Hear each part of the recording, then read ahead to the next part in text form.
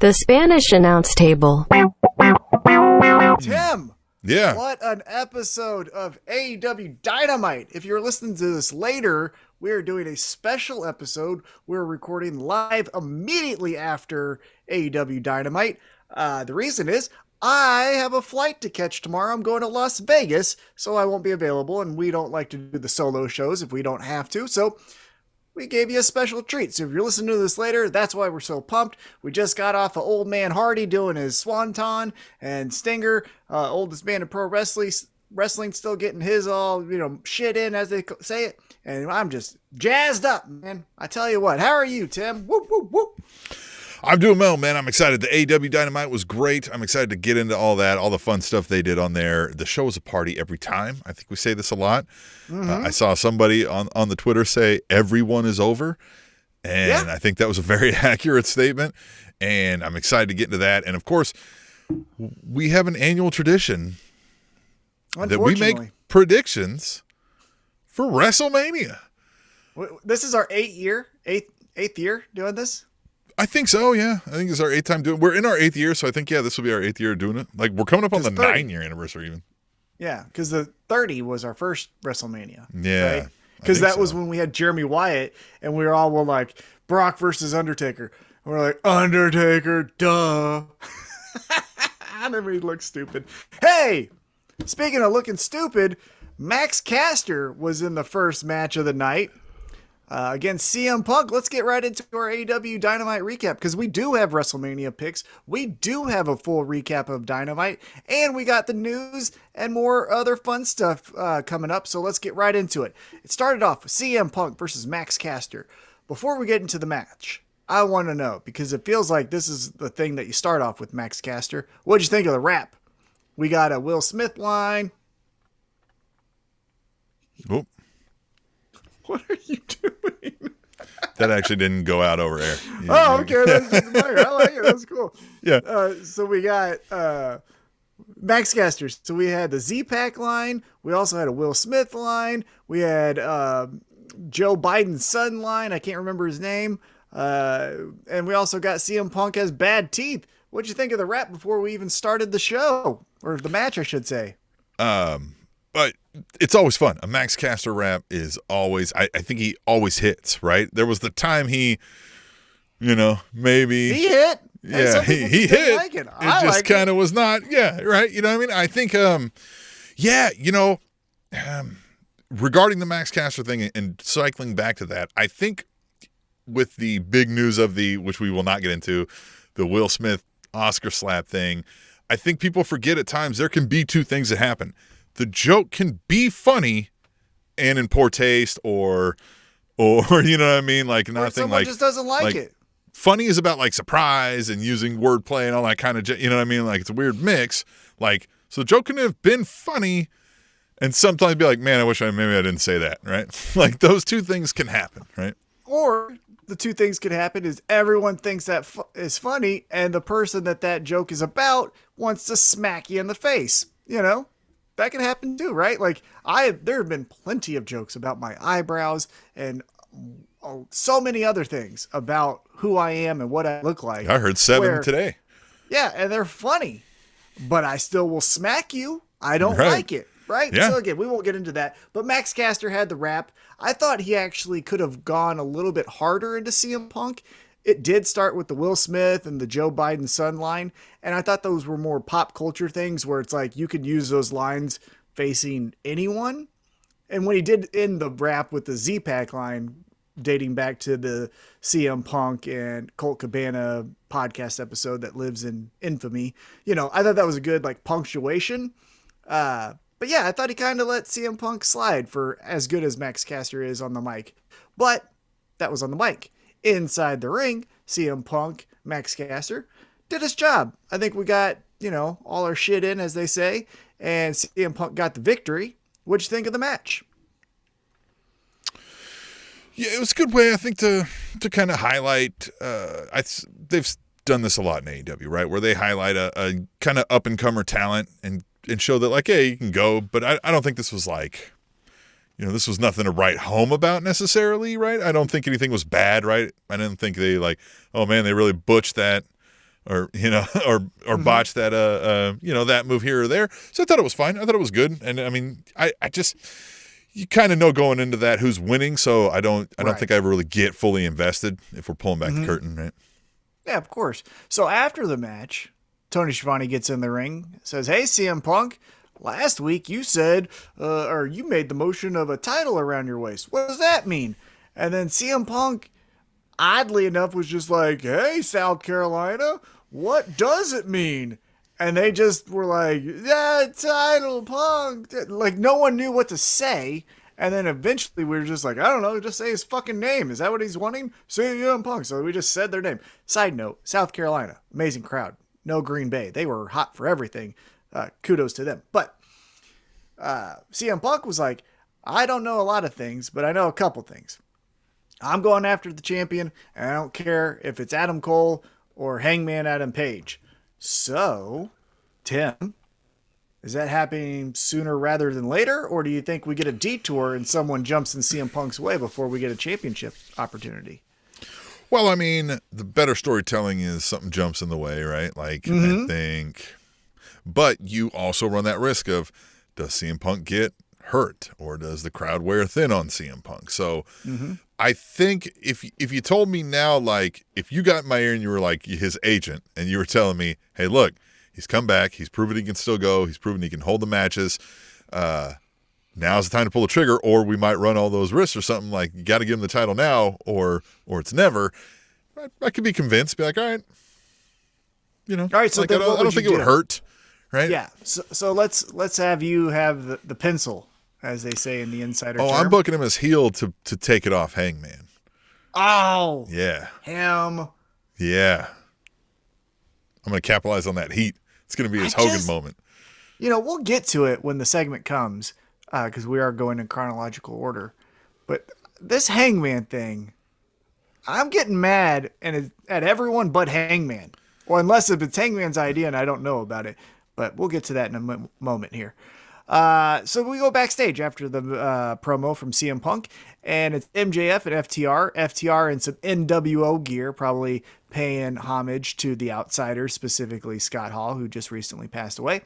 But MJF and FTR not on the best of terms, it feels like, because FTR is like, hey, we like Wardlow. We like you, but we also like Wardlow. Don't get us involved in that. Before they could even really get into a discussion, you got smart Mark Sterling walking around putting up these flyers that says, don't let Wardlow in the building. Don't let Wardlow in the building. Side note, Mark Sterling. Just the perfect amount of Mark Sterling in tonight's episode. Just a couple promos, a couple walking around being silly. That's all I need from him. He did awesome tonight. But what do you think about this potential riff between MJF and FTR? Do you think this is the true babyface turn for FTR, as it kind of feels like we're going, or I think what we're happens getting there? Here? I think we're getting there, and I like it. I think we discussed this last week, and I said this is kind of how we figured it a promo, but they got there in a more roundabout way, I think, and it felt natural, right? It kind of feels real, right? And I like MJF being like, listen, I didn't want to tell you this back then, but like Wardlow talk shit on you all the time. All the time. And they instantly are like, did he really do, like, they know at that moment, like, no, he's the fucking dick. Like, we were trying to give him an out, be like, look, we don't, but like, he's the asshole. Like, God damn it. Yeah. But you knew that?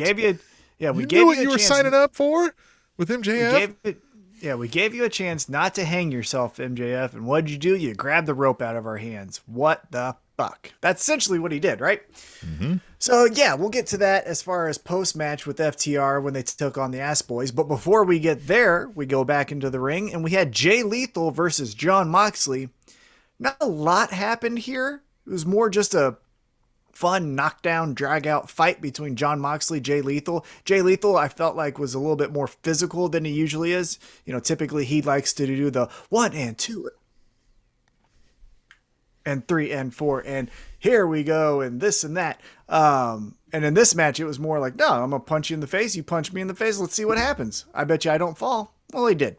After the match, though, Jon Moxley says, shake my hand. Jay Lethal thinks about it for a moment, but then shakes his hand. So Do you think that's maybe leading to something from like Jay Lethal, or is that just a, hey fans, we got a great match, 2 baby faces, and we move on? I think Jay Lethal could fit that group well. Mm-hmm. But I'm going to hark back on our conversation we had last week about how this doesn't fit the origin story of get these up-and-coming young kids right in the head and how to pro wrestle, right? Yeah. This is, I mean, Jay Lethal's been doing this for, I think, 47 years. I think you're right. Yeah, we don't fact check, but I think that's right. I think that's good. I feel like that's right. Google and if you feel it, it must be true. So yeah, I think you're right. I agree because he's not a young Willier Utah or Garcia or even the 2.0 guys, right? It's like none of those kind of wrestlers. It's a grizzled old veteran. So the only thing that I could think of is we need this Blackpool Combat Club to actually have a foil, right? We have to have him in a feud, and maybe that's at the expense of Jay Lethal. Jay Lethal bucks up and was like, why do you guys think that you know the future? I've been doing this just as long as you. I know what's better for these guys than you do, and that's where we have a meeting of the minds. That's the only spot I can think we can go, because to your point, I just, it would be weird of the young guy. You talking about the guy 3 years older than you that's been doing this 4 years longer than Bryan Danielson, or, I'm making those numbers up here, but so I don't know. Or we could do the whole WCW Chris Jericho where Jay Lethal continues to lose and lose and lose, and then throws the hissy fits and kicks the stairs, and then goes on like a crisis of character kind of storyline. That might happen as well, but I don't know if he could pull that one off as much as he could telling William Regal he doesn't know the future. Yeah. I don't know. Yeah. Yeah, I agree with you on that.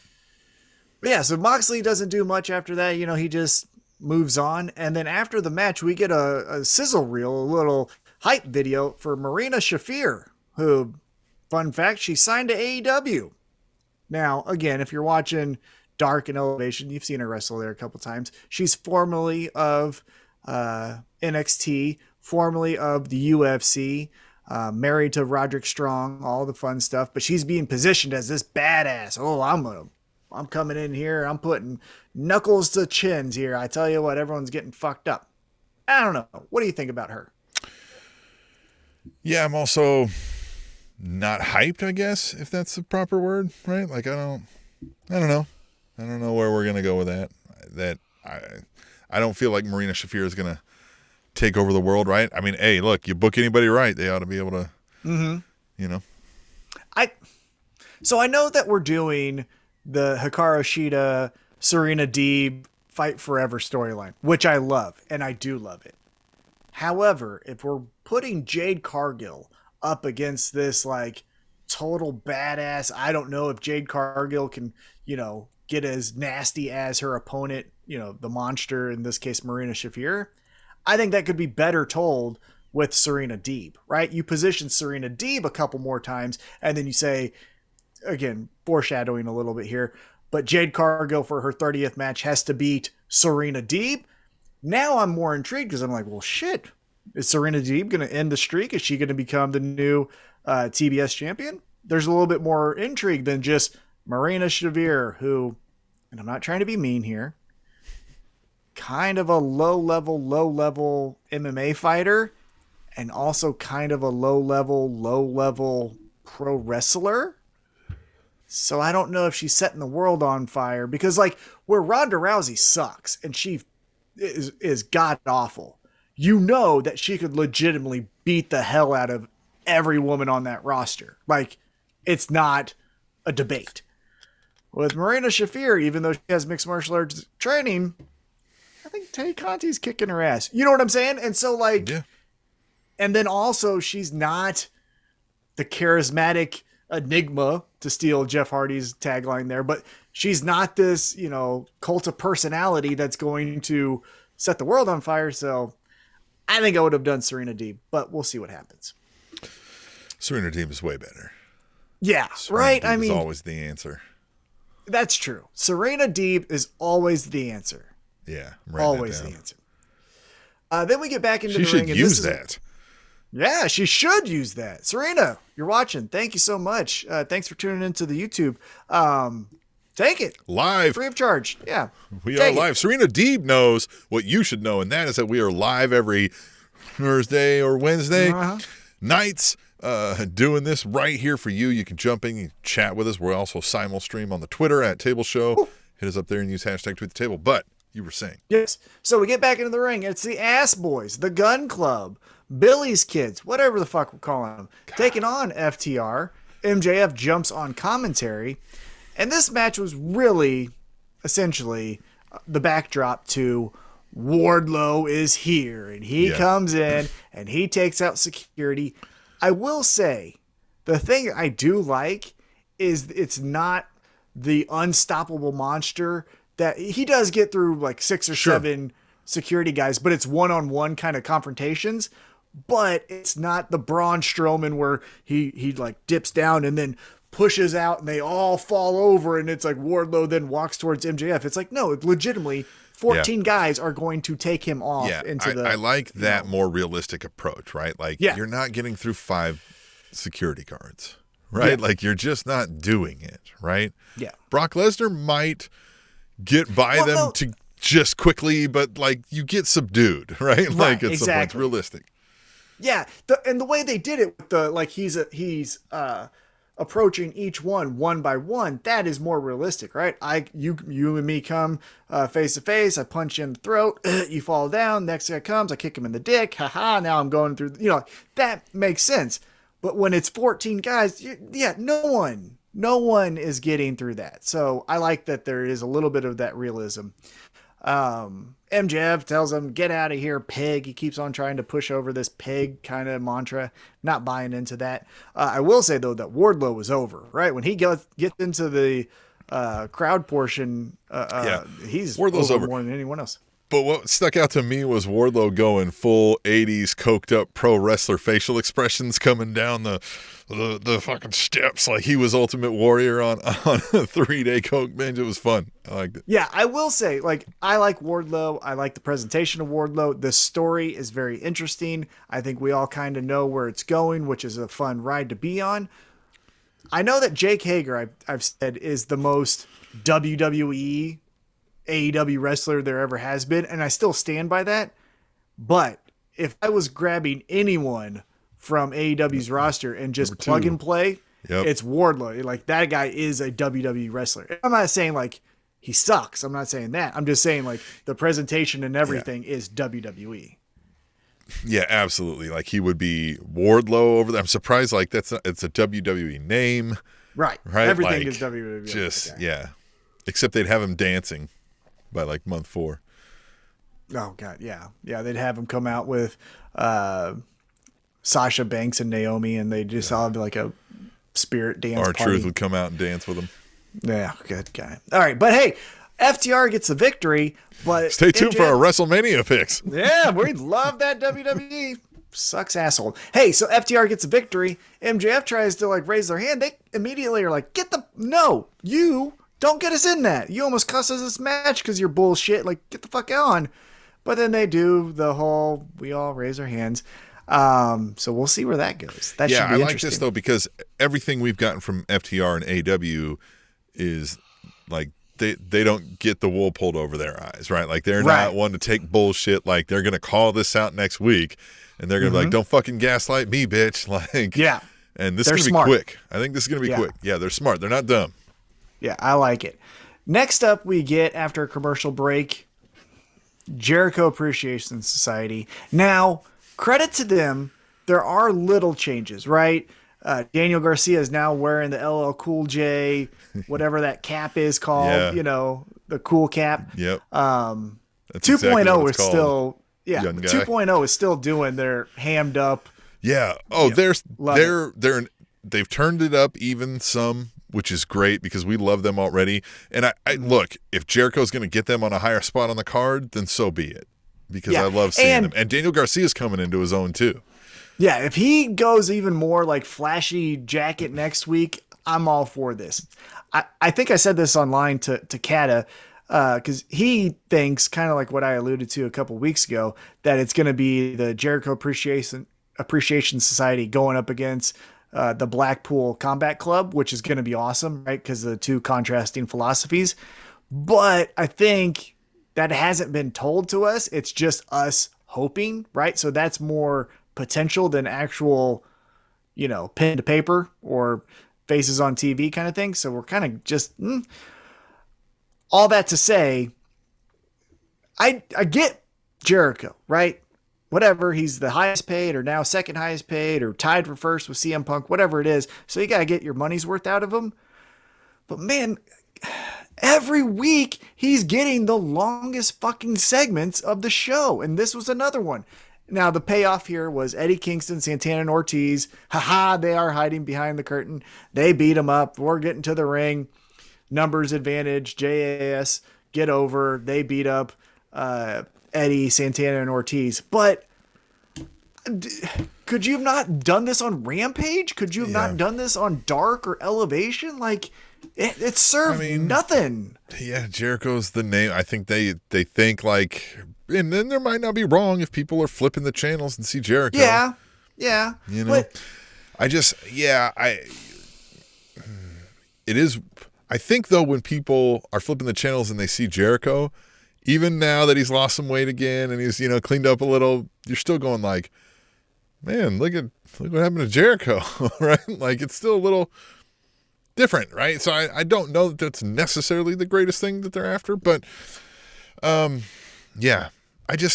you're right. I mean, they're taking up prime real estate and we're having to cut folks now to make way for some of these roster hauls, right? So, yeah, I don't know. And again, I said this on Twitter at Table Show.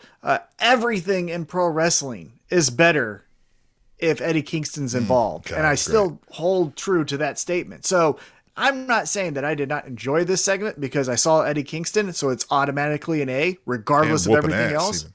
Yeah.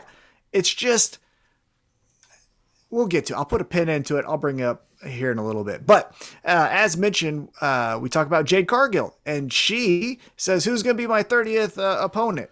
Turns out that smart Mark Sterling first has the librarian. And Jade's like, get this shit out of here. And what's her name? Leva Betts or Bates? Leva Betts? I don't know her name. Librarian. Librarian just instantly just takes it. She doesn't even fight for her spot. Yeah, but she I know she's the librarian, but I forget her actual name. I met her at Comic-Con. She was really nice. Sorry, I forgot your name. But she just took it. Jade was like, nope. And the girl was like, okay, I guess I'll go get my books. And then Jade is like, who am I actually taking on? And Mark Sterling kind of goes like, oh, man. Well, we had Marina Shafir as the backup. And Jade Cargill's like, great. Make sure my section is fucking filled up because I'm beating this bitch's ass. Love Jade Cargill. She's turning into a babyface. Yeah, I think you're not wrong there. She has turned into a babyface, and fine. I mean, if that's where the crowd takes it, that's what happened with Goldberg, right? I mean, I don't know if they were booking Goldberg heel necessarily, but I like it. But still, the Tony, cut the shit. Right? Yeah, Tony's like, oh, fuck. I love that Tony is not afraid to be like, oh, fuck, yeah, I did. Yeah, but he doesn't do anything. He's like, yeah, okay. Oh, yeah, right. Damn it. Yeah. He's a less aggressive Mean Gene. Yeah, exactly. Yeah, exactly. That's a perfect example. Yeah. But yeah, she's turning babyface because if she's going to say, I'll take on all comers, well, that's a babyface, attribute, right? That's the open challenge from the TNT Championship that Sami and Cody and everyone else did. So, like, I don't know. I kind of like it. And she's confident. I like her. And she has a body I want to cheer for her. I want to look like her. I know I'm a guy. She's one of the only humans that I have seen of the opposite sex that I don't even look at like in a sexual manner. I just go like, that is a specimen made out of granite. Like, it is incredible the shape she's in. And then you consider she's a mother. It's like how do you manage to not eat a single carb? How does that work? How do you manage to do that after you pushed a human out of your body? Yeah. Fucking Christ, she's incredible. Yeah, more Jade Cargill. All right, let's get back into the ring here. In what I thought was the match of the night, we have the American Dragon Bryan Danielson taking on Wheeler Yuta. And to tell you how great we're doing with this storyline, we got 50-50 chance of American Dragon and Wheeler Yuta. Think about that. Think about 5 months ago. Yeah.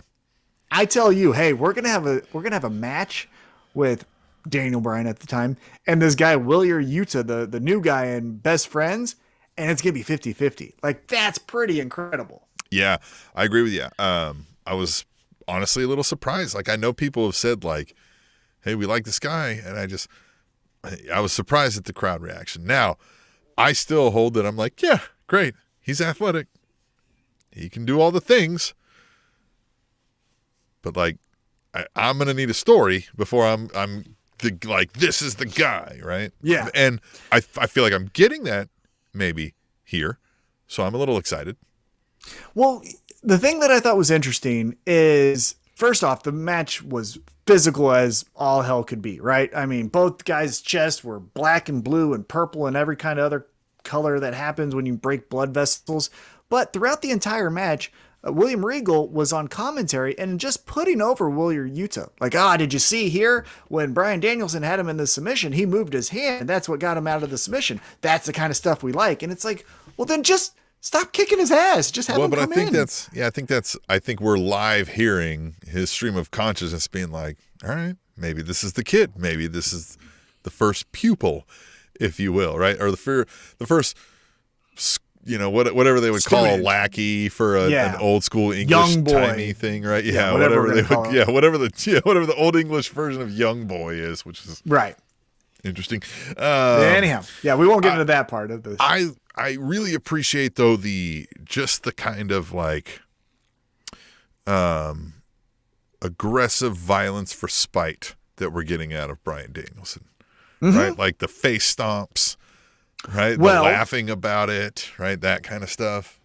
Well, the face stomps came after Wheeler Yuta spit in the face of Bryan Danielson, which is kind of like you said, what Bryan Danielson has been doing in this new heel version of himself. Love it. So I think I do agree with you that William Regal is giving essentially like his open scoring of if Wheeler Yuta can get into the club. So I like that. I thought though that we were going to do it. I thought, hey, he beats his ass, Wheeler gets the spit to get their attention, and then goes like, all right, kid, come on in. Because what are we going to do now? Next week, Jon Moxley kicks his ass, and then we're just going to be like, hey, until you take all these ass whippings, it's like the Crips and the Bloods. You just take your ass whippings till you join. I think if this were WWE, that's how they roll it, right? But AEW, as we've said, like the matches are always different. Right, and this would be a different match, right? But I don't know if they necessarily go that way. But I mean, it's an easy book, right? You have Moxley go in, and Yuta gets a little even closer, and he manages to also spit in his face or something, right? Or slaps him, or does something else different, right? And but he, you know what I mean? They're left going like, all right, kid, fuck, you know what I mean? Like, this motherfucker fucking hurts, right? Like, I get it. All right, let's see what this kid's got. It wouldn't be the worst, right? But again, I think like going into that match next week, I would be like, all right, well, he wins here. Unless they pull a 1-2-3 kid and let him get, let him get the victory. And that could be some interesting storytelling because the genesis of this group was Jon Moxley beating Bryan Danielson. So if Jon Moxley loses to Yuta, and Bryan Danielson's like, what are you doing, Moxley? And then Moxley's like, I kicked your ass. What are you going to do about it? Right? Like, we could have made a little bit of a round robin ego check there. Now, I do have a quick question for you, though. Do you think William Regal walking out with Bryan Danielson and not meeting up with Jon Moxley, because, Jon Moxley does his special entrance here, but there was no William Regal with Jon Moxley. There always is William Regal with Bryan Danielson. Do you think we play into anything in there? Or? Well, I think you could eventually, right? I don't think you'd go there yet. Moxley just does his thing from the crowd, which I'm also okay if we get away from.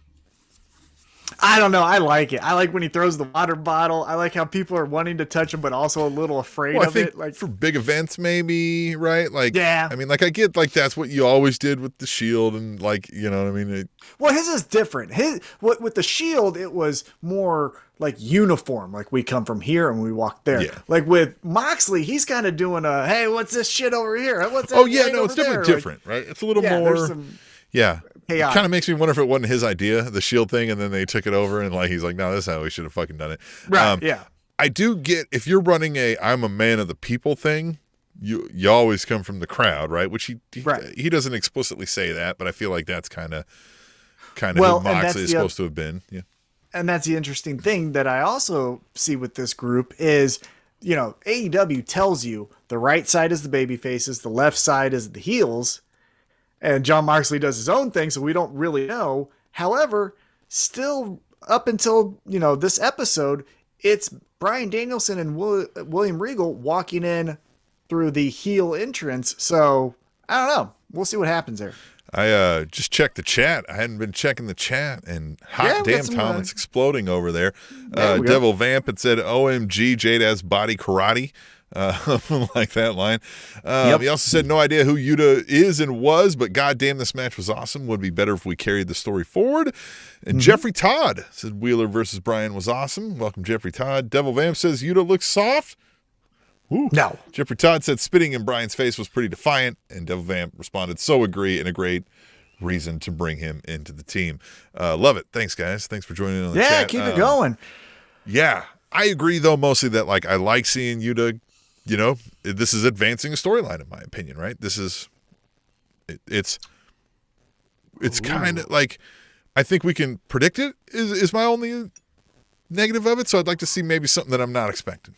Well, so what about this? I was just thinking this as you were saying that. So we're still getting Bryan Danielson and a key part, William Regal, walking out of the heel entrance. Next week, let's just say we do Jon Moxley versus Yuta. Jon Moxley kicks his ass. Then in 2 weeks, Yuta's like, hey, fucking guys, like I'm proving myself to you. What the hell? And then they, because they're heels, even though Jon Moxley does his whatever thing, right? William Regal's like, I want you to kick Trent's ass. You don't like him. Prove to us that you're not with that group anymore. That's great. Yeah, play into this, I think where we mentioned before, you play into this best friends thing where they're like, what the fuck? Yuta? And he's like, listen, I may be Yuta, but Yuta bitch. And all you ever did was get me on Dark. And here I am now when I take matters into my own hands and I get a little more violent. Like, start speaking almost Stockholm Syndrome-like, right? Like the way they are, to where they're kind of like, what do you say? Like, this kid, now, this kid's learning. Yeah, right. The Combat Club, you know, Regal and the other guys are kind of sitting back like, okay, this is great. This is what we like.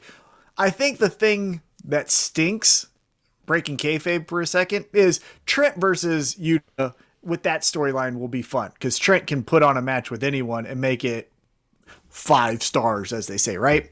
I think, though, the major payoff would be Yuta versus Orange Cassidy, but unfortunately, Orange Cassidy has that shoulder injury, so unless we really slow play this, we're not going to get that payoff. Yeah. But I do think if we continue this, like, Yuta once in the group, and then William Regal as a heel is like, they go beat up your best friend. Yeah, go take out Chuck Taylor. Yeah, that would be interesting. Put a Chuck Taylor in Chuck Taylor's ass. Love it. I like that line. Right? Let's get into what I thought. Yeah, maybe. Maybe. Let's get into what I thought was the most disappointing portion of the show. It was the Undisputed Elite coming out with just tape over titles, saying that they're champs. Now, Hangman comes out in a damn Tesla with horns. Tesla with horns on it. Love my Hangman. But doesn't say anything. But doesn't say anything. It should have been made sure to mention that those were like sustainably acquired from a naturally fallen steed. Yeah. Right, yeah. We used the complete body of this right. bull. Yeah. Right. This was the last this was on a a end of life transition farm for this steed who died naturally. Right. But so here we go. We get a silly ass dumb Undisputed Elite just saying like, these are our titles. Kyle O'Reilly with the flattest fucking jokes, like a turd in a punch bowl trying to be funny. Old man, what's his dick, just saying whatever the hell he does. Hangman comes out. Again, nice touch with the Tesla, but then just beats him up. Numbers game. Jurassic Express, and that's it. That's your fucking champion? Yeah. And we don't hear from him? I would be interested to know more about,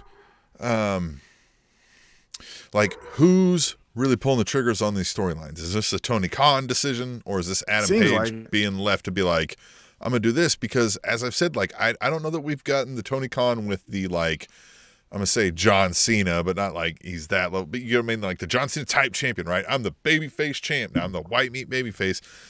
How do you write a story for that, right? Like he was good at the babyface chasing the heel, or the heel running long term. But again, we don't know necessarily, and it may be different performer to performer on who's got more sway and who's got, who's being told what to say. So I don't know, man. Yeah, I agree with you. I think the Hangman run for me has been falling a little flat. Like I love Hangman every time I see him, but I just feel like we're seeing him in small segments that don't really fit much. And that's what I don't understand is I'm Hangman.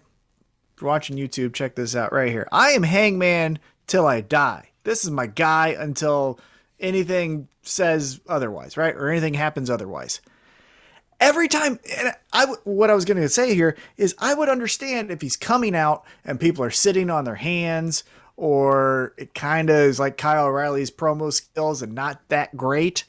But everything that he does is over, right? The match with Lance Archer, amazing. The match with Adam Cole, even though the story was not great, amazing. When given the opportunity to be the story and the focal point, he's getting taped to the ropes and watching his friends get beat up. Like, he's doing really well, and I'm very interested.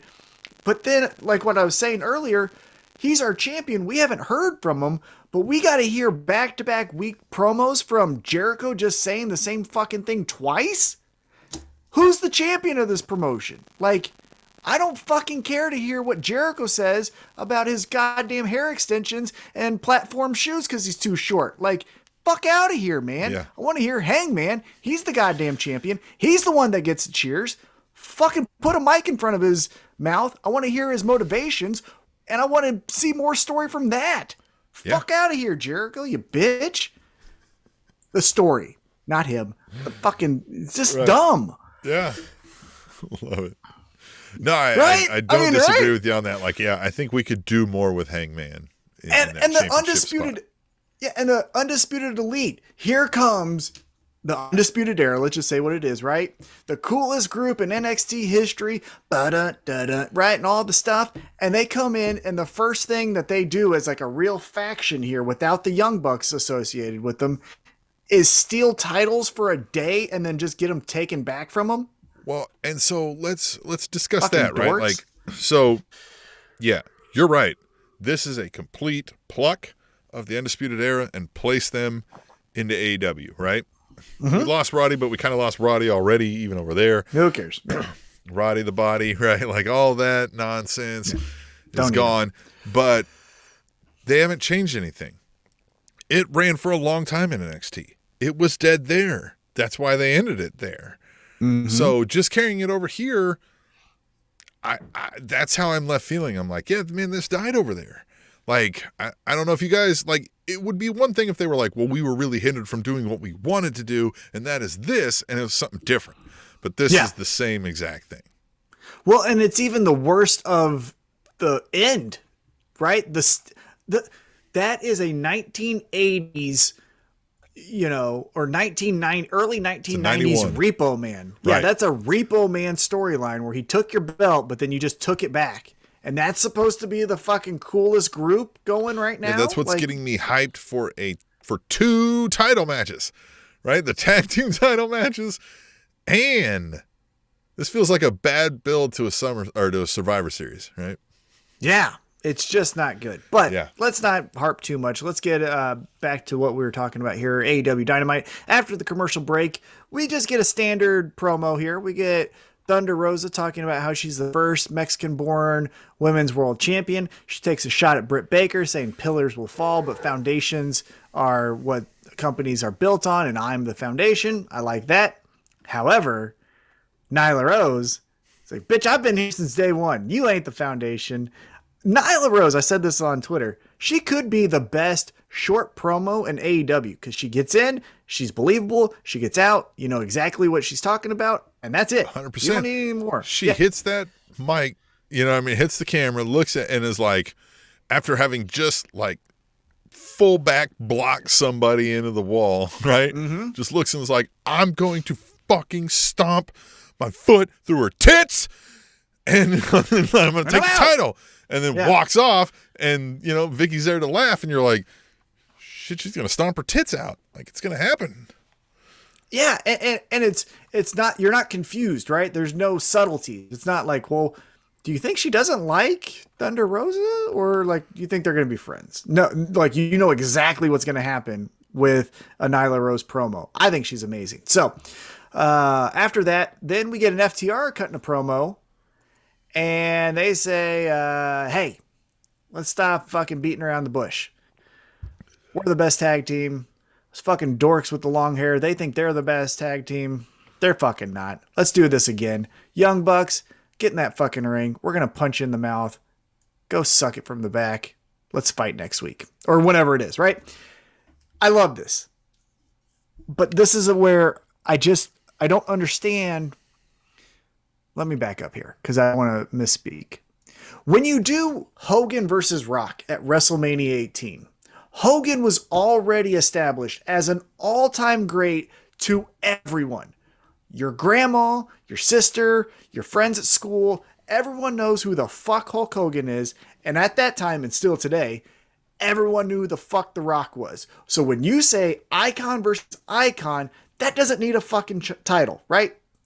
Everyone knows that. When you keep telling me that the Young Bucks are the greatest tag team and FTR are the greatest tag team, but neither one are the fucking champions and haven't had the longest reigning, you know, dominant fucking, you know, title run in the history of wrestling, you can't just say it and it's true. Like, I don't like that part of this. Yeah. Make it for the titles and I'm fine with it. Well, and it was FTR. That's really what suddenly you're concerned about with everything that just went down earlier, where your group is, you know what I mean, fighting and, and your friends are fighting and you got in the middle of it and almost cost you the match. And now you're just like, nah, but yeah, by the way, Young Bucks, right? I don't know. It just felt a little odd. And I was like, we're just, you know, we picked a match that we're going to do now. Yeah, I mean, so they alluded to it a little bit, right? When the Young Bucks came up and were like, hey, you guys are number 2, we're number 1, and they walked off. So there was a little bit of that. I agree, though. There was no, hey, we're not getting involved with this MJF Wardlow thing. We're focusing in on who we are, and who we are is better than the Young Bucks. Okay, that makes a little bit more sense. But what they said was, like, Dax loves pro wrestling too much, and he can't be second place. Okay, well then go fight Jurassic Express. They're the fucking champions. Right. Why wouldn't you be like, I want those titles? Yeah, that signifies who the fuck the champion, or like who the best is. The champions are the best. Yep. That's the fucking logic in everything. Yeah, because, and so, as you just did, this is where I wish there was more sit-down sessions, kind of what we're doing here with writing teams or people booking their decisions in the wrestling, is that, so that logic, you just blew holes in, it doesn't work. That doesn't mean we can't do Young Bucks versus FTR. We just got to write a better story around it. Right. Yeah. We can say, hey, we had one of the best matches for the championships. What was it, last year or whenever it was? We came up on the short end. We know that we won't make that mistake twice. That loss has been eating at us. So Young Bucks, we want a second opportunity. Okay. Right there. That Devil Vamp said so much air in that promo, I just didn't believe it. And that's exactly right. It just, and again, neither team, and I don't fucking care. Again, you can't just say it and it's true. But the Young Bucks and FTR are not the goddamn Steiner brothers or Road Warriors or Hardys, they're not that iconic. They might be good, and you might have loved them in the fucking Armory in Des Moines, Iowa, but they're not fucking household names. So stop treating them like it. Spoiler alert. Stay tuned for more Steiner Brothers talk later in the show. No, I tell you what, love that. But yeah, let's get back to the show. So we get the Owen Hart Foundation, which is kind of weird to say, Owen Hart Foundation Women's Tournament Qualifying Match. Nailed it. The Bunny versus... Owen Hart Foundation sounds like a thing Owen Hart would have tried to push when he was feuding with the Hart Foundation, right? He's like, exactly. This is the Owen Hart Foundation over here. Right. But so we had the Bunny taking on the mystery opponent, who was Toni Storm. Yeah. So I like Toni Storm. Yes. But this feels a lot like Ruby Soho. Yep. And where's Ruby Soho? You know what I mean? And that's the thing. Look, Toni Storm's going to have a stage and a chance and an opportunity to prove me wrong, and I hope she does. But I think I've seen somebody label this the Ruby Soho effect, where we can have seen somebody over on that machine on the other show and been like, man, they're just not getting the opportunity. And we get this idea that, like, they're the next big thing. They just didn't get the opportunity. And then we see them get the opportunity and we're like, now maybe they weren't the next big thing. Like, not everybody can be the next big thing, right? And I think Toni Storm is very, like, good in the ring, can tell a story, doesn't mess up, it doesn't do anything particularly wrong, right? But, like, I don't feel like you couldn't also swap her out with 4 or 5 different characters. My thing is, the opportunity that she was given when she had that little promo battle before their match with Britt Baker, thought it was awesome. Remember how great that was? We were like, God damn, that could have been the best female promo in AEW's short history, right? Yeah. And then she has the match and she loses, which, okay. But then that was it. Like, then what's the next story that was told after that? She goes into the TBS Championship tournament and loses that, which is okay. When was the last time we saw Ruby Soho? That's what I'm getting at. The schizophrenia type storytelling, specifically with the women, where it feels like we can only tell you one story at a time. I don't know if Ruby Soho's bad or good. All I know is she was kind of fun when she showed up. Her song's fun to sing. That's what fucking Jericho's whole thing is. Are you catching how I don't really like Jericho in AEW anymore? Anyhow. But then that was it. Like, that was it. I think Ruby Soho could be Chris Jericho if we invested the fucking time that we're investing in Chris Jericho, or, the time that we invest in Chris Jericho into Ruby Soho. But I don't know, because the last time I saw Ruby Soho, I was getting Christmas gifts. Like, you know what I'm saying? I don't. You got Christmas gifts? Toni Storm. Yeah, I did. I got a couple. It was nice. But so what I'm afraid of is Toni Storm does exactly what Ruby Soho did, what you alluded to, where it's 3 weeks. Awesome, awesome, awesome. She loses to Jade Cargill. Hey, you want to take on fucking that librarian? Like, yeah. Take on Red Velvet on Dark? Yeah. Like, just whatever. So, Devil Vamp asked a question that we had asked too, where he says, where's Miro? But I think we did get that question answered, and I think Miro's injured. But I think he would be more heavily featured. But even then, we'd be like, where would he be more heavily featured? So maybe not. Yeah, and his whole character doesn't need to be in the ring still, right? He's feuding with God. Fun fact, he's not going to have that match anytime soon, so you can still do the promos. I don't understand. You don't know. I don't know. Hey, Shawn Michaels teamed with God and beat, he lost to the McMahons, so, he needs that win. Even God. Let's get into the main event. McMahons. Yeah, no one can stop the McMahons. Fucking assholes. Let's get into the main event here. It's Andrade taking on Darby Allen. And this happened. Nothing bad. It was fun. Nothing bad, man. I know I've said, like, they'll sometimes hit you with the big thing you came for at the front of the show and then give you something else at the end. But this felt like you put on match number 2 at the end, right? Mm-hmm. Yeah. I agree. Because, again, women, fun fact, can main event shows. Yeah. We can do that. It doesn't always have to be right before Tony the main Storm event. could have been the main Tony event. Storm Right? Like that could have been the thing. surprise. Could have been the main event. Tony Storm gets the victory. Oh shit! I'm a casual viewer. That's the main event. She must be a big deal. I'm gonna see what she's up to next. Instead, we had Old Man Hardy do his fucking flip again. Which again, to your point, if you're flipping through, you see the Hardy Boys run, you hear that music, you might stay on the channel a little longer. But that's not a main event spot, in my opinion. The surprise was the main event spot, and you did it like you always do it right before the fucking main event. So I don't get it. Now pause. The show was fun. If I went to this show, I was like, this was fucking great, right? Yeah.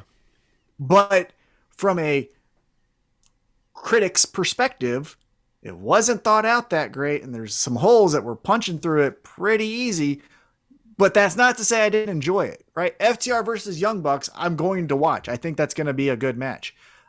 Andrade versus Darby Allen was a fun match. There was a lot of cool spots. But this wasn't a all-timer, right? This wasn't something that we're going to say, guys, remember the last episode in March, the AEW episode of Dynamite? That was, no, we're not. We're going to be like, hey, remember when Toni Storm debuted, but she wasn't the main event? Cool. So there you go. Again, thought the show was great. Thought it was fun, but not that thought out. Not that thought out. I agree with you. I think the show is really fun, and a lot of times the crowd helps with that, right? Everybody being over helps with that. I think these storyline problems would stick out more if the crowd wasn't just so geeked to be there and do that. Now, or the talent isn't as over. Yeah, but I think some of that will subside over time. I do think AEW benefits from the fact of being finally something different, presented different, and you know what I mean, and more of what we're asking for in the moment. Sometimes what we're asking for in the moment is flighty and not well thought out, and I think finding that marriage between the two is tough. So I don't want to like hate on Tony Khan so much or everybody involved, but it's. Yeah, there's these holes that we're talking about. And I think when people are like, when we're getting to year 5, 6, 7 of AEW, some of that, it could help if we cinch some of this stuff up. Right. And, like I said, it was a very enjoyable show. 2 hours flew by quick. It was also really fun to be on Twitter talking to all the, people who were watching Dynamite at the time. But I think AEW also gets the benefit of the doubt of, if that show that we talked about, let's take out Andrade and Darby Allen, because honest, those are mid-carders in AEW's roster. Even though they're over, they're mid-carders, right? So if you replace that and you put Amos versus Chad Gable, we're fucking shitting on that until next week, right? But because the talent is over, there's a little bit of benefit of the doubt, right? When Amos versus Chad Gable, I'd like to see that. It would be fun, but not as a main event. Right, you know what I mean? No, of course not, yeah. But like when Montez Ford makes a save, the crowd doesn't go as crazy as when Sting makes the save. And AEW gets the benefit of a little of that, like, but I came here to see the Hardys or Sting. Orange Cassidy here. Yeah, Orange Cassidy. Like, so to your point, yeah, you can't go to that well too many times because then it's be like, oh, so it's Orange Cassidy again, or it's Jeff Hardy. Okay, like, what are we doing? So there is a little bit of like honeymoon phase that they're getting because all of the talent is either household names or getting over, like an Orange Cassidy, Maxcaster, things like that. Well, speaking of household names, yeah, we're going to start talking about WWE, and we're going to do that first via the Mother Lovin' News, which is where we keep you informed of what's happening in the pro wrestling world. We've got 3 major stories, and then we're going to get into our WrestleMania preview / predictions, right? So stick with us. I hope we didn't lose everybody, all the 4,000 No, viewers. stay. Yes, yeah, stay. Please stay. But the news, I'm excited to talk about some of these things. You ready, Tom? Yes. Shad Gaspard will be the recipient of the Warrior Award at this year's WWE Hall of Fame ceremony. WWE's announcement reads as follows. A larger-than-life superstar with boundless charisma, Shad passed away on May 17, 2020. While swimming with his son, the pair got caught in a strong current in Venice Beach, California. In a heroic act of love, the concerned father instructed lifeguards to save his son before himself and disappeared soon after. Days later, his passing was confirmed. He was 39 years old. Shad's bravery and selfishness will be honored next Friday with the 2022 Warrior Award as part of the 2022 WWE Hall of Fame induction ceremony. And yeah, I mean, this is an easy fit for that award. Mm-hmm. I think as we've said, like we've said, why don't we name the award after this guy, not the Warrior? And I know there's probably all sorts of legal documents that dictate this Warrior Award has to be a thing for whatever. But at some point, that relationship has to end, right? And I wouldn't hate if it was the Shad Gaspard Award, because I don't want to have that conversation about how shitty the Warrior was whenever we talk about the great things that somebody did, right? Like Shad Gaspard. He also stopped a robbery in progress at one point in his life, right? Like held down a would-be shooter at a convenience store. And from everybody's accounts, this dude was a really solid dude, right? So I'm happy for that. Yeah. I always hesitate to name anything after anyone because you go into anyone's internet browsing history or you dig too far into their personal life and you're going to find things that don't maybe align with what you like, right? I understand naming it the Warrior Award because the Ultimate Warrior main evented WrestleMania 6 alongside Hulk Hogan, right? Like that character is as iconic in WWE, WWF folklore as anything else, right? Like it's up there, even though the run was, a shooting star, it still has a name. Shad Gaspard does not, right? He was part of a very kind of tag team in Crime Time that maybe we don't want to talk about that part either.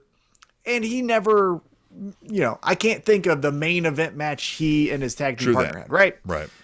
So maybe just let's not fucking name it after anyone. Let's just name it the WWE Humanitarian Award or whatever the fuck we're going to call it. And here's something I know the guy's name was Warrior technically, but calling something the Warrior Award could not have the connotation of being the Ultimate Warrior. So maybe you say after whatever contract that was drafted up to name this thing that for a while, you say, hey, listen, we'd like to keep calling it the Warrior Award. Whatever proceeds are going to whatever foundation will still happen, but we're going to disassociate from the it's about the Ultimate Warriors, right? Embodiment of spirit, right? Oh yeah, you take out Ultimate Warriors images and you put in a soldier or anything like that, and you're good to go. I just don't think naming things after people is just not good, because again, even today, right, I don't want, as great as I am, and I'm fucking great, don't name anything after me, right? Don't name anything after me, because in 100 years that society is going to talk shit on why we used iPhones that were made from pretty bad practices, right? And we were just fine with it. So things are going to change. Can you believe they named it T-Mac Storytime? You remember what that guy did? Or you remember how he bought an iPhone and that was made with cheap labor that wasn't compensated and he was totally fine with it? It's fuck, man. Okay, well, So that's what I'm saying. Damn, Tom. Way to make me feel great about myself. That's what I'm saying. So stop naming things after people because we evolved to better things. So cut the shit. Yeah. I don't know. That's just my opinion. But hey, Shad Gaspard does deserve this award. I mean, of course. The man was incredible from all accounts. Of course. All right, we'll move on to the next story. It is the actual end of an era as Triple H announced on ESPN's First Take this week that he has officially retired from in-ring wrestling.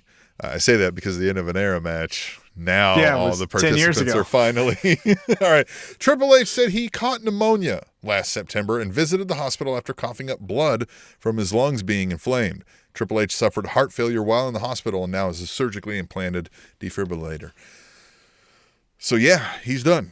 And man, And did you career. hear what his last actual match was? Like his last match, if this is truly going to be the case. It was a mix, or it wasn't a mix, but it was a tag team match in Japan where he teamed with Nakamura to take on Dolph Ziggler and Bobby Roode, I think. Like that's the last match.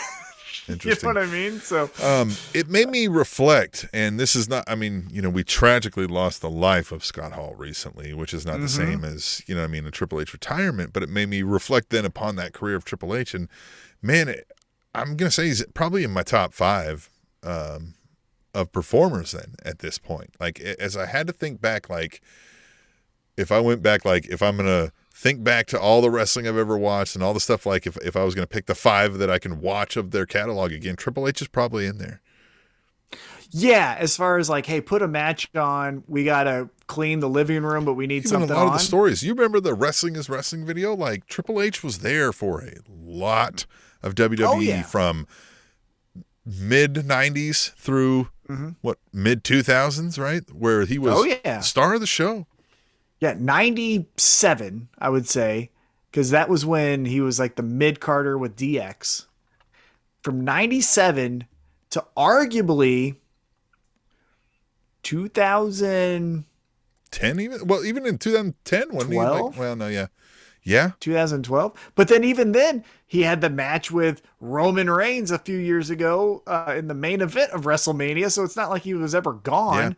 Well, but as far as like in ring, notwithstanding his, WWE career influence behind the scenes even, right? Like Triple H is a major figure in pro wrestling and pro wrestling storylines. And to have it now worse. Like, hey, that's done was kind of like a woof.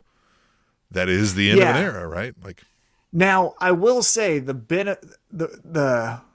plus side of Triple H is that unfortunately his in-ring career is over, but he's not and this is not meant to be a slight, but he's not a Rey Mysterio, right? You can put a microphone in his hand and he's going to get a storyline over just with the promos. So we can still benefit from Triple H on screen if we want to. He could be paired with Austin Theory to, take over Vince McMahon's company, right? Like whatever we wanted to do. He can still be on TV and get storylines from A to B to C, right? Unfortunately, like the Rey Mysterios, the Ricochets can't do that. You know what I'm saying? I mean, if we like, I don't know his travel restrictions or that sorts of things. Oh yeah, yes, and I don't know that either. Moments for sure. I don't know that either. I was just, assuming he can travel as he was, then yes. The thing that I thought about, and this is pure speculation, but he's also from the era where let's get on that WWE diet. Let's see what happens when we put the fun stuff in, and maybe that stuff catches up. And he got lucky. You know what I mean? Like you can't do that stuff and be like, well, got away with it. I'm done now. That was 10 years ago. Nothing will ever come from it again. Like I don't know. Maybe it does. In the chat says, my favorite wrestler of all time is Triple H. I'm very sad to hear this, and I'm also glad to hear he's okay and recovering. And I mean, he's had a major influence on some folks, right? Like there's folks like Devil Vamp who was their favorite wrestler. But I think you're right. Like I think the story of Triple H, the character, will live on though, right? Like this isn't gone, right? Right. He can get over if needed, or he can be in a spot to get someone else over if we're in a pinch. So there is still that. All right. Well, our final story here before we get into our WrestleMania predictions. And Tom, I think you're going to get really geeked about this one.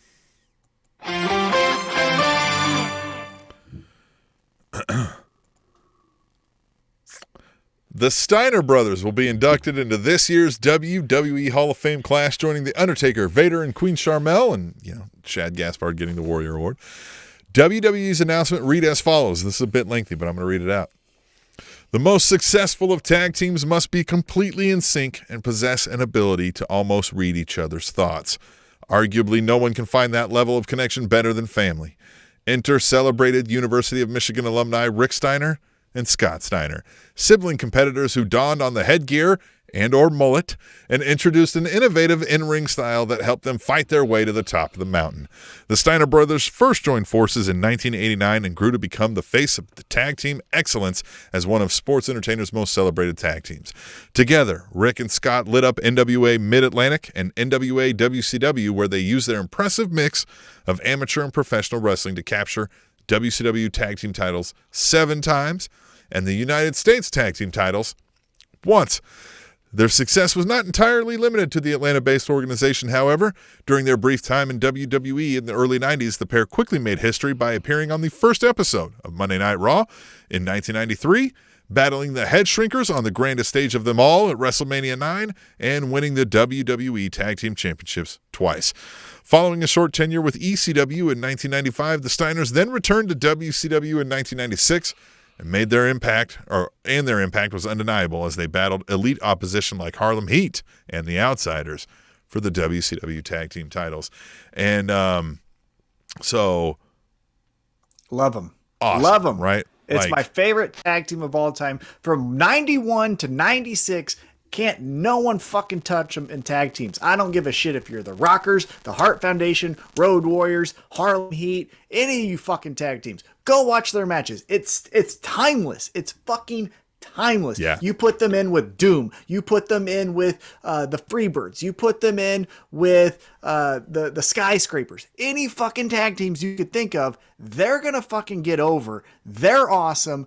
They're the coolest tag team of all time. They have the headgear from Rick Steiner. They have the fucking arms from Scott Steiner. You have the innovation from Scott Steiner doing a Frankensteiner, which had never been seen before. Go fuck yourselves with the indie bullshit, young bucks, and you guys thinking you're doing cool shit. We got real fucking wrestlers doing your shit. Scott Steiner was doing that at bigger than both of you guys combined in the 90s. In the fucking 90s, son. And then how fucking over were they with their gimmick, right? You had the barking. Everyone fucking barked when Rick Steiner started running around. Ho, ho, ho, right?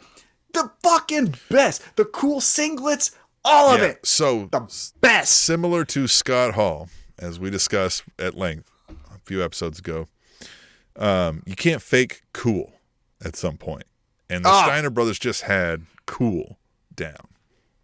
They had varsity cool down. There's different kinds of cool, right? There's James Dean cool. There's Michael Jordan cool, all that kind of stuff. They had the like, oh shit, these are real motherfuckers, and they're gonna know that they're real motherfuckers when they walk in the door. You know, what's getting me most excited though, Lauren, because now I'm gonna have to tune in. Is Scott Steiner, right? Because they're in Texas, but you think he steps up and he's like, glad to be here. Oh, here, I don't know that I got it all. Hold on. Let me see here. Oh, yeah. From that there it is. I don't know if it came across for some reason. But, Scott Steiner with a live mic. Certainly they're going to tell him, hey, cool it, right? But what do you think we're going to get? I don't think we're going to get something too crazy. Unless someone says something that maybe like sets them off a little bit. Like, yeah, okay. All right. Well, then fuck that. Yeah, exactly. Right. But yeah, I didn't even talk about them individually, right? You got the varsity club that Rick Steiner was in before Scott Steiner even started wrestling. And then you had that fucking blonde-haired Suplex City Scott Steiner that joined the NWO and took that all the way to taking on Triple H, right? Like, Big Papa Pump, holler if you hear me. Like, individually, they were good. Scott Steiner, I think, had a better career than Rick Steiner individually. But together, again, watch their matches with Doom. Watch their matches with Harlem Heat, with the Outsiders. Go watch their stuff in Japan. Their 6-man tag with Taz in ECW was fucking awesome. I just love those guys. So you think, like... Steiners. They get done with the speach. The people are there to like walk them out, and Scott Steiner turns and says, "Want to work out with me?" No. Think that happens? Maybe. You think like they're taking too long, and they got to send out security to get them off the stage? And Scott Steiner says, "The only chance you have no chance, but you had a chance, is if you can run lickety split. Because you can't run because you got some fat asses." I mean, that could happen. You think he runs into Samoa Joe? Fat. And he says, I'm gonna beat Samoa Joe worse than I've ever been before. He's wild. You know, You got that? Now go take your clothes off. I'm working off. I love it. Because here's the greatest thing about Scott Steiner, and it's the attribute that we give to Brock Lesnar, is you don't know with Scott Steiner specifically if like this is a work for him, right? Like he gets in that zone where this is fucking real to him. The Pillman effect. You're like, is this guy really crazy? Yeah. Right. Right. And then with Rick Steiner, he has that ability, being the old brother, to like check Scott Steiner, like, hey man, like let's chill. But then also, if you're like, yeah, Scott, you fucking idiot, like Rick Steiner turns to you and is like, I'll clothesline your fucking body off. Like, I will decapitate you if I need to. And you're like, you probably will. So like, they're just so awesome, believable. I'm so glad that they're doing this when it wasn't like post-mortem in 20 whatever it is. You know what I'm saying? Like, it's fucking awesome. Yeah, Love except the I can't Steiners. wait because he's not going to realize they're in Texas, and he is going to say, As I stand here in the show me state of St. Louis, Missouri. It's a city. See, I would have stopped it tonight, but I was in the bathroom taking a dump. I can't wait. He's got to say something fun, right? Yeah. Do you have the one where he introduces ODB? Do you still have Coming to that? a truck stop near you. One of the nastiest bitches in wrestling history. One dirty bitch, ODB. He's so mad to say it.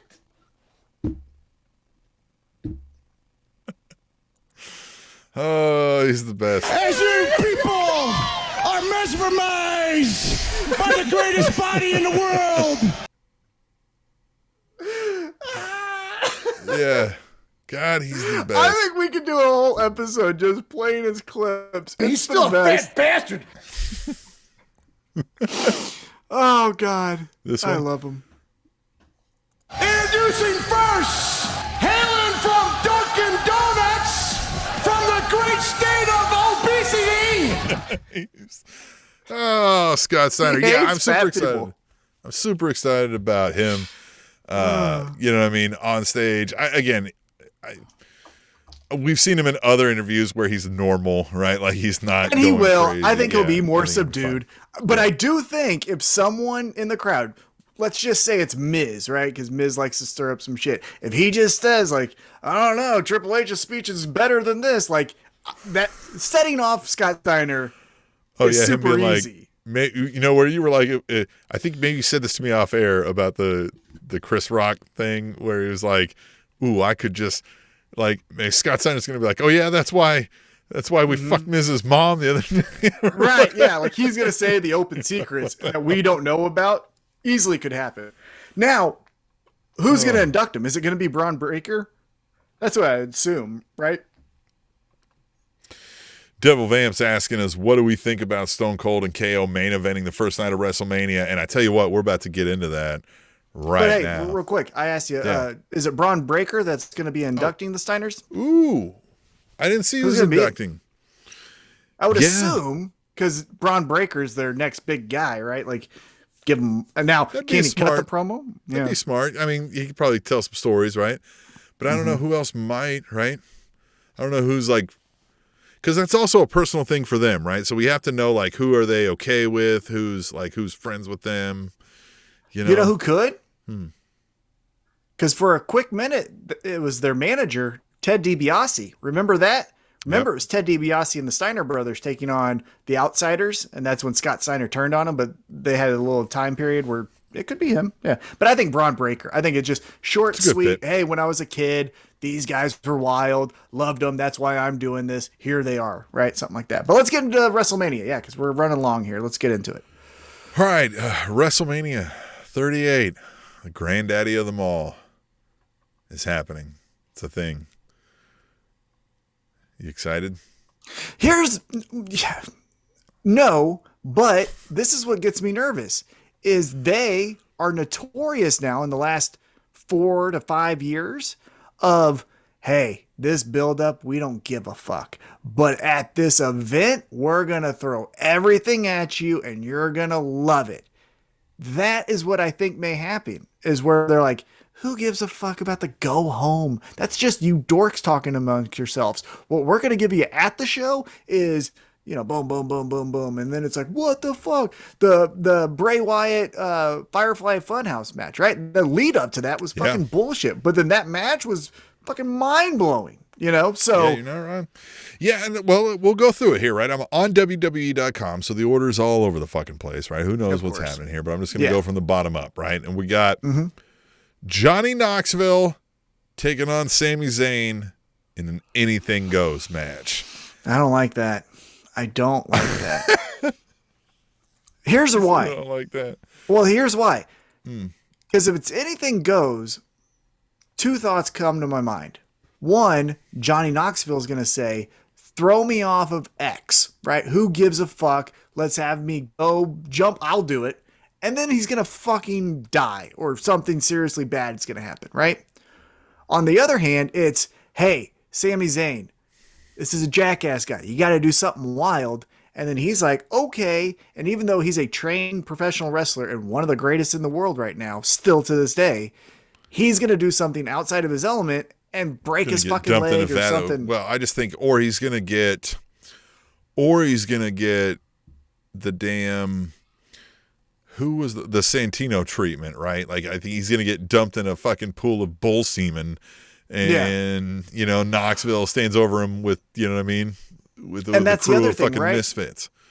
And that's the other thing that could happen that I'm nervous about is, you know, Johnny Knoxville gets the jackass crew to help him out, but these fucking guys don't know what they're doing, and they're going to, you know, try a suplex and not rotate all the way and dump Sami Zayn on his neck or something. Like, Johnny Knoxville's too old to be doing this shit, and the crew isn't properly trained, so it makes me scared that Sami Zayn's going to get hurt by him. If everything goes well, I don't doubt that Sami Zayn couldn't work this into a masterpiece. So who knows? Of course.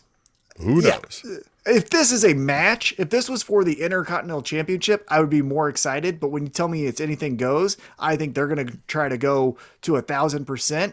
And one's too old to do it. Weird, like, stunt setup that, like, this wouldn't have been here naturally. Right. This is weird, right? Yeah, that's where I think we're going. And that's where I'm worried that, like, it's going to not even be Sami Zayn gets hurt. It's just going to be like Sami Zayn winds up with his fucking pants down around his ankles. And, hey, you know what if I mean? no one gets hurt, that's the best outcome of this thing because it's going to be fucking dumb. I mean, again, we'll laugh at a couple spots. You know what I mean? Yeah. But, yeah, Johnny Knoxville wins. Yeah, definitely. All right, Pat McAfee versus Austin Theory. This one could be fun. Yeah. Oh, I think this match is going to be pretty fucking...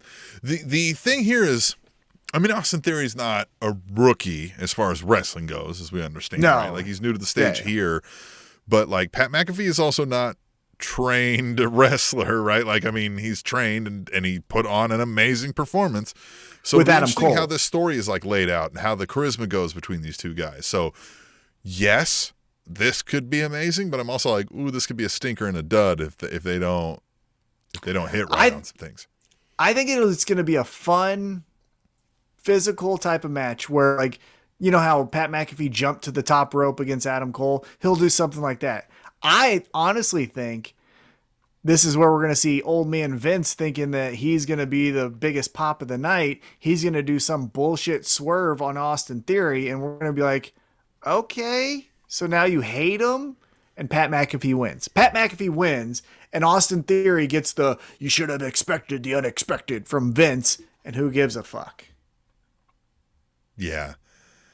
Yeah, I think McAfee wins, right, for the because media storm.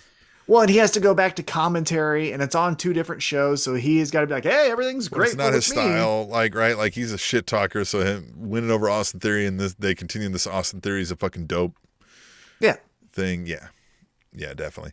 All right, then we get Bobby Lashley versus Almost, which is another interesting just angle for me, right? Like, I don't see any good outcome out of this at all, no matter who wins this thing, but I think Almost wins.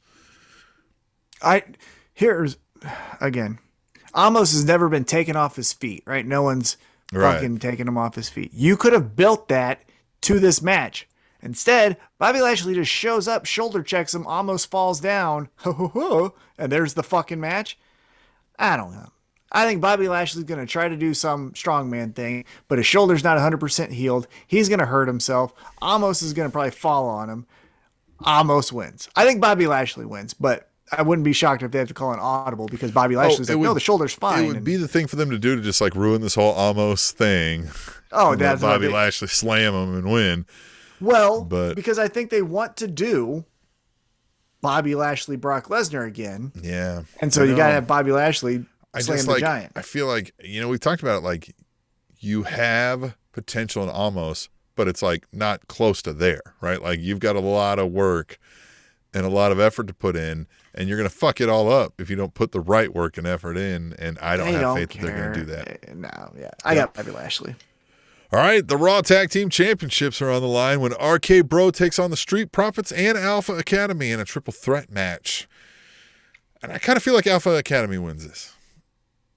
I was thinking a heel Street Profits. I think they fully go heel. I think we're going to, because they kind of jumped RK Bro and got some boos, so it seems like they're comfortable with it. So with the ref looking at a heel Street Profits. That's what I'm saying. So the ref is looking at Chad Gable or, Otis or something, and then Montez Ford or whoever does the Kansas City cunt punt. I've got faith in the Street Profits guys. I think that's one of those another ones where like you can't fake cool, right? So like put them in the right situation, things like the crowd's going to gravitate to them.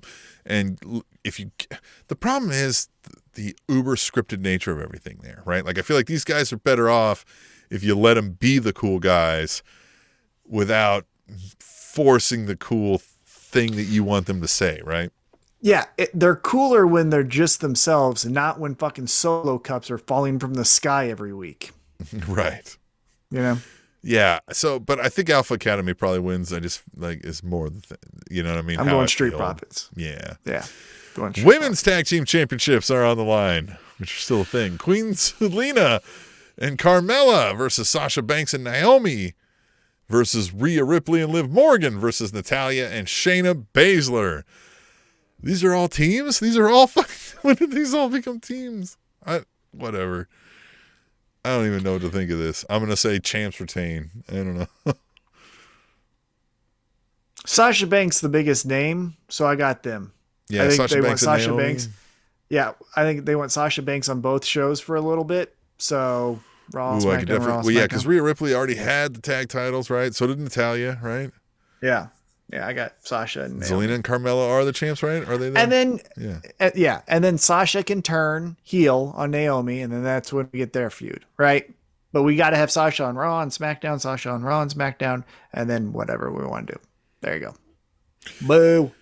Edge versus AJ Styles. This is another one where like the match is probably going to be good. Lead up is weird. Yeah. Really weird. It's just real weird. I don't even know what it is. Like I don't. If you would have told me Edge turns heel, I'd be like, all right, I'm down for that. But purple light, weird music. Yeah. Like rated R superstar. Did we forget what fucking is cool with him? And I'm not saying just play the hits, but I'm saying play to his strengths. And his strengths don't seem to be fucking creepy, House of Black guy. The rated PG-13 superstar.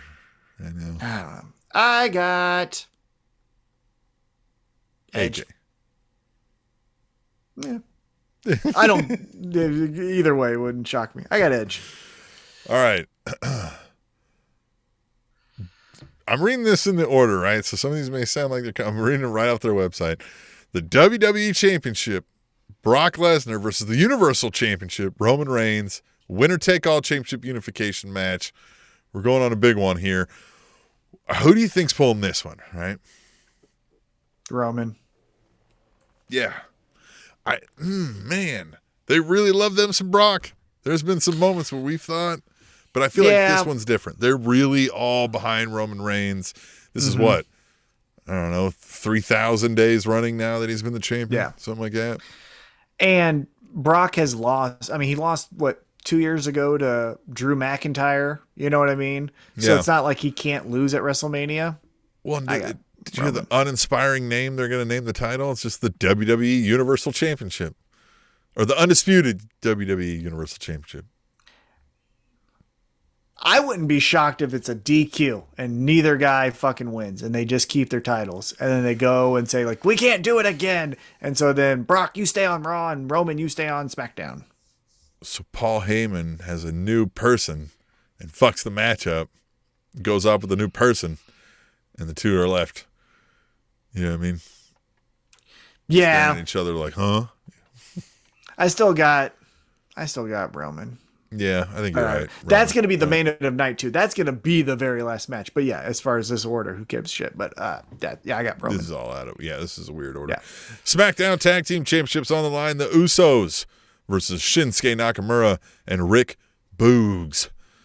And God, I just feel like Usos win this. Yeah, I think because they hate tag teams, Vince, that is. Because remember, the Steiners, going back to the Steiners, the reason they left WWF at the time, now WWE, is Rick was quoted as saying, Vince likes singles, and we're not singles at that time. So that's why they left. So Vince doesn't like tag teams. Yep. So I think Rick Boog turns on Nakamura, or Nakamura turns on Rick Boog, and then that's how we get rid of that thing. And then Boog starts playing his own solo guitars, and Nakamura is like, I'm the evil heel. There you go. That's what happens. And the Usos need to keep the belts to be with Roman, right? It needs to have the whole championship. All the gold, let's get the family standing tall or whatever, the bloodline, yeah. All right, here's another match that I don't fucking understand. Drew McIntyre versus Happy Corbin. Was there even a build for this? What happened here? Drew McIntyre. Make fun of a sword? Probably.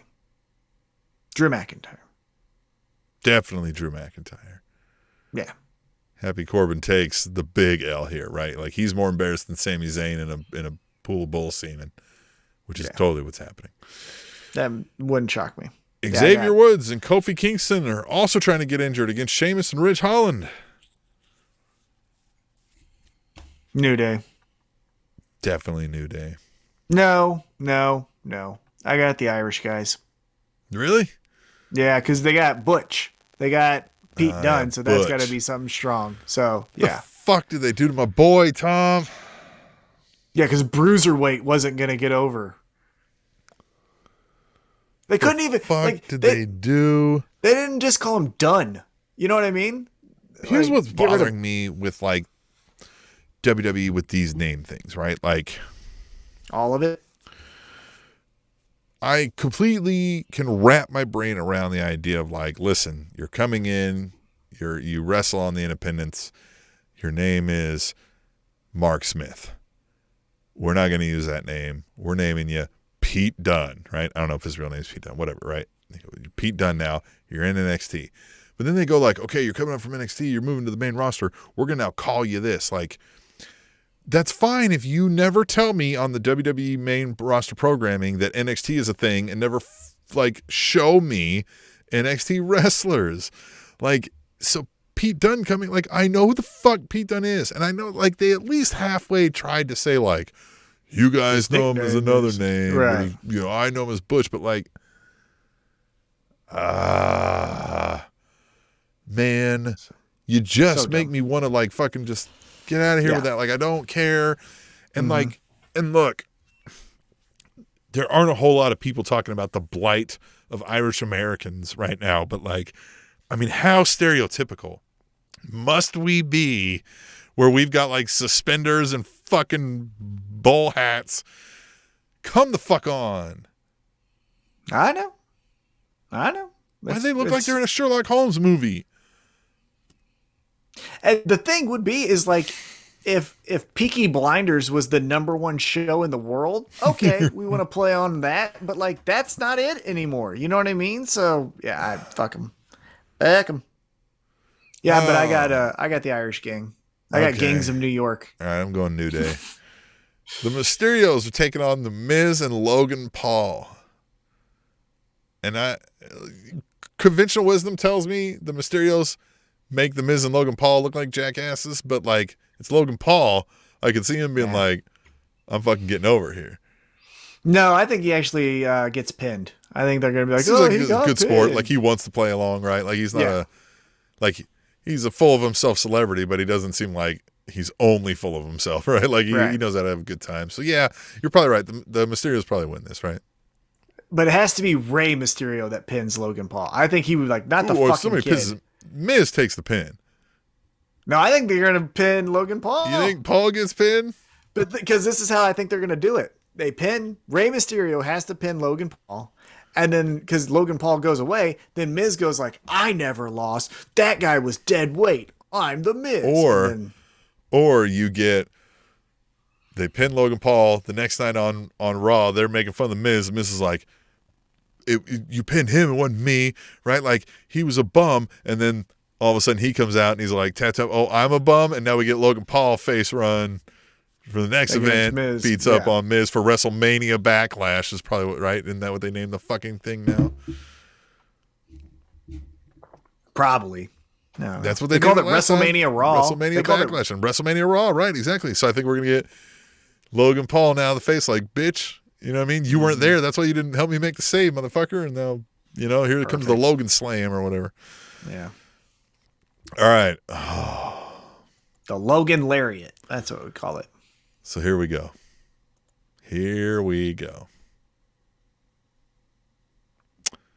Seth Rollins to face an opponent of Mr. McMahon's choosing on WrestleMania Sunday. What do you think here? Oh, I'm going to have fun because I don't like this company. It's going to be Seth Rollins versus Goldberg, and Goldberg gets the win. Fuck it. It's not Cody. So listen, okay. So there's a lot of that, right? Like everybody thinks it's Cody, right? Yeah. And we've heard Cody sign. It would not. Look, we've seen them have some friendly deals between each other. It would not shock me if they worked up this deal where like, hey, we're all going to hype that it's Cody. It's not Cody. Cody's going to show back up on AEW and be like, you think I was going there? And, whatever, right? Like we move on, right? Like they get a play into it. I think he's showing up on the Raw after WrestleMania. I think he's the big surprise there. Yeah. So then some people floated out the idea like it's fucking Shane McMahon or it's Vince McMahon, but like, I think we know who it is. And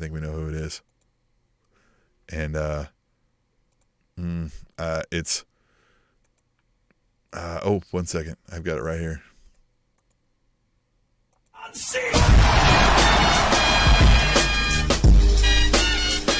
Yep. John Cena. Comes running down the ramp, saluting Seth Rollins. That's exactly how I feel about it right there. I always forget about that guy. Yeah. What the fuck is that? No, it's not John Cena. No, I know it's not John Cena. It's going to be fucking Cody Rhodes. All right. I got Goldberg. I think they re-signed Goldberg, and they're going to have Goldberg finally get a victory. Come out there and spear Seth Rollins out of his boots. You're next. Because that's how Vince says. Vince goes, oh, you want to know who's next? And then it's fucking Goldberg because he's next. Yeah, it's Goldberg. So now I floated the idea, you have it be Steve Austin, and Kevin Owens flips his shit. Right? That's a great idea. Right. Yeah. Because let's just go to that. Let's roll right into that, right? Okay. Yeah. The dumbest fucking event in WrestleMania history. Dumber than a Rowdy Piper segment with whoever the fucking guy was that smoked. Remember that? Dumber than all that shit. This is because they keep saying, I'm gonna stun you at WrestleMania. Then have a fucking match. You're going to have Jerry Springer. That's what you guys are building up to. You guys are saying at a talk show, we're going to fight. That's Jerry Springer. Who the fuck cares? Or it turns into an actual match and we get Steve Austin wrestles 3 matches next year. That's fine, but the build up to this is confusing and a dud. What the fuck are we doing? Yeah, I don't know. Why can't we do a match? Why are we not calling it a match? Because they've already said, I'm going to fight you. They've said that about each other. Makes so me what wonder the fuck if are they going to talk about? They have a match plan, but they don't have solid yet on whether Austin's going to clear medical the day of. So they've got to he can lay down this. or Kevin Owens can lay down. Like, yeah, it doesn't make any. I hate this. I hate it so much because I love Stone Cold Steve Austin so much that this is such a. This is Shawn Michaels coming back to reform DX to have that shitty match against the Brothers of Destruction. That's this right here. Yeah. Except for at least we knew that was a match. This is fucking confusing. I hate it so much. It's gonna be awesome. It's fucking stupid though. It's gonna be fun, right? That's what I'm saying. Like that's WWE. Yeah. It's gonna be fun. But when they have solid performers, else, right? Like Kevin Owens will sell whatever the fuck this is and it'll be great. And Stone Cold is Stone Cold. And he buys into it when he's there. It's real to him, kind of like Scott Steiner and Brock Lesnar, all these guys we're talking about. But the lead up is fun. I can't even tell anyone what I'm going to watch. Like, oh, there's a match. Who's going to win? I'm like, we didn't consider the Maddox. No, get out of here. You're just playing around with your sounds now. All right, yeah, no. Jesus. you never know. It could be a... Hello? Huh? You never know. Don't play that again. You never know. All right. Last two here. Raw Women's Championship. Becky Lynch versus Bianca Belair. I'm on my own. I feel like that too. I feel like they're all in on like, let's push Bianca Belair. She's got to get some of these victories so she can be the 7-time champion, right? But I just like they did the move with the cutting of Becky Lynch's hair and stuff. Like usually that's not the, you know what I mean? Like then that person doesn't just like also lose the match, right? Like so, wouldn't shock me if there's something there, but I don't know what you would do. So yeah, Bianca maybe it's a Samson thing. Because she cut her hair, Becky Lynch doesn't have her power anymore, and so then she loses. Yeah. I don't know. Maybe. I don't know. It's going to be stupid. Bianca, yeah. Yeah. And then the SmackDown Women's Championship, Charlotte Flair versus Ronda Rousey. And this is going to be bad. No, I mean, the match will be fine. They've already had a match before, so they have a little chemistry, right? The Survivor Series match where Charlotte just beat the fuck out of her with the kendo stick, and everyone cheered, and it really pissed off Ronda because she's like, I thought you guys loved me. I'm like, no, the fuck, we didn't. I don't care. Ronda wins. Ronda's got to have a title. She ain't fucking Ronda's around. Just win. Yeah. Yeah, and then she'll wrestle like 2 months, and then. And then. Really quick, just the dumbest, again, WWE is the stupidest fucking company to ever make money. Charlotte Flair keeps talking about how she's never been fucking tapped out. And yet when you run the fucking highlights for Sasha Banks, they show her tapping out Charlotte. Like 1,000 fucking times. Yeah! Charlotte, remember how Sasha fucking made Charlotte tap out in the crowd and then she got her hand raised by Ric Flair? That's one tap out. Becky Lynch fucking tapped out Charlotte Flair with the disarmor. And this isn't one of those things where it's like the delusional heel is just trying to make you believe it, right? But we all know, like, remember when Kurt Angle was bald? Yeah, when like Kurt Angle was bald but was wearing the thing. It's not like that. It's we're trying to tell you that she's never tapped out. And it's like, this shit happened not that long ago. But, and then it's one thing even for like, we're going to say she's never tapped out. And then you go, wait, I remember that. And they'll be like, no, you don't. But if we're showing it in footage during the show, what the fuck? Right? Like, yeah, it's so stupid. It's so... God, they make me so mad. From a creative standpoint, I don't even... Like, yeah, all their business practices are horrible and miserable. And again, they should go to jail just for that shit. But just from a story perspective, it should be canceled. This should be canceled. Fuck them. Yeah, I don't hate that idea. Cancel. Yeah. Well, hell, man, that's all I've got for this week. Well, here, let's end on a good note because again, we kind of shit always.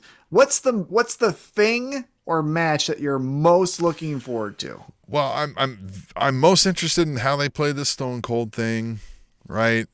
We go back through the list.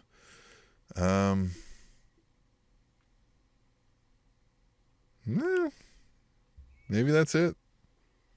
I think the Pat McAfee, I'm very interested to see what he does. And then, is it Cody Rhodes? And even if it is, I'm going to be like, yeah, all right. It's Stardust. Dude, hey, man, if he leans into it, So here's the thing. I heard somebody mention that like Cody Rhodes showing up here can come in as a heel, right? And that's the thing he wasn't going to do over there, right? Like, so, okay. But look, He's I great think we were as a trying to heel. tell you over in AEW that like maybe your game hasn't stepped up to the level you thought it was. And we'll see here. He's great as a heel. So if he decides to be a heel, it's going to be the best version of Cody that we've seen on national TV in a long time, since the mustache. But I think that what I'm looking forward to the most is Stone Cold, just to see whatever the fuck this is, because I'm so mad that I would be pumped. I would be like, this is going to be the thing that I'm tuning in for, a Stone Cold match versus Kevin Owens. I'm mad, though, because we don't know what the fuck it is, right? It's not a match, right? Then Pat McAfee, because I do think he's athletic enough to do something crazy. Safe, crazy. And then I know they've done it 3 times now, or this will be the 3rd time and all that stuff, but the unification. What the fuck, after the one storyline that they told you to care about, how does that pay off? How do they think the fucking end story is with this? That's what I'm interested in. All right. Well, I'm sure But I won't be watching. Yeah, I'm not really going to be watching. Like, I'll recap. I'll be in Vegas. So we can discuss it here. Oh, yeah. You're going to be in Vegas. I'll be in Vegas at the ADCC tournament. So if you're in Las Vegas, Friday through Sunday, come see me. Come say hi. Be out there. I'll tell you to give us a recap when you get back, but I've heard what stays in Vegas, or what happens in Vegas stays in Vegas. So, stays in Vegas. Yeah, got to do that. But come on. All right. Well, then I guess we'll leave you with the parting words that no matter what's going on in life, whatever questions you have, Serena Deeb is always the answer. The Spanish announce table.